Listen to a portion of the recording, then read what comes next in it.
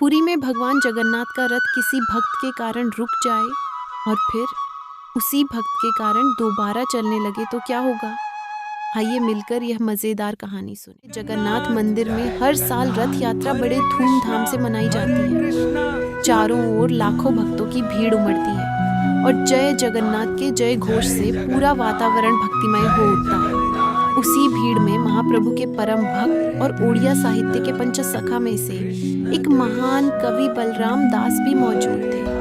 भगवान जगन्नाथ के दर्शन पाने की तीव्र इच्छा से बलराम दास नंदी घोष रथ पर चढ़ने का प्रयास करने लगे, लेकिन मंदिर के कुछ घमंडी पंडों ने उन्हें रोक दिया। उनके साधारण वस्त्र देखकर उन्होंने उनका अपमान किया और उन्हें रथ से धक्का देकर नीचे गिरा दिया। वे व्यंग्य करते हुए बोले, तुम जैसे सामान्य व्यक्ति की जगह रथ पर नहीं नीचे है। इस अपमान से व्यथित होकर बलराम दास का हृदय टूट गया। वे रोते हुए मंदिर से निकलकर समुद्र तट पर चले गए। वहां उन्होंने अपने आंसुओं से भीगी रेत से 3 छोटे-छोटे रथ बनाए, जगन्नाथ, बलभद्र और सुभद्रा के।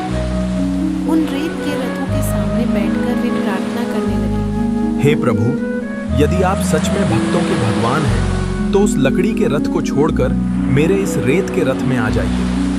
भक्त की सच्ची पुकार भगवान अनसुनी नहीं कर सके। उसी समय एक चमत्कार हुआ। मंदिर में खड़ा असली रथ अचानक रुक गया। हजारों लोग, यहाँ तक कि बड़े-बड़े हाथी भी उसे हिला नहीं पाए। सब हैरान थे। सब कुछ ठीक होते हुए भी रथ क्यों नहीं चल रहा? उस रात पुरी के राजा को स्वप्न में भगवान जगन्नाथ के दर्शन हुए। भगवान ने कहा, तुम मुझे मंदिर में ढूंढ रहे हो, लेकिन मैं वहां नहीं हूँ। मेरे भक्त बलराम का अपमान हुआ है, इसलिए मैं अब समुद्र तट पर उसके बनाए रेत के रथ में विराजमान हूँ। जब तक वह वापस नहीं आएगा, रथ नहीं चलेगा। अगली सुबह राजा स्वयं समुद्र तट पर पहुंचे। वहां उन्होंने देखा कि बलराम दास रेत के रथों के सामने लेटे हैं और उन रथों से एक दिव्य प्रकाश निकल रहा है। राजा ने उनके चरण पकड़कर क्षमा मांगी और उन्हें सम्मान के साथ वापस रथ तक लेकर आए। जैसे ही बलराम दास ने रथ पर कदम रखा, रुका हुआ रथ फिर से चलने लगा।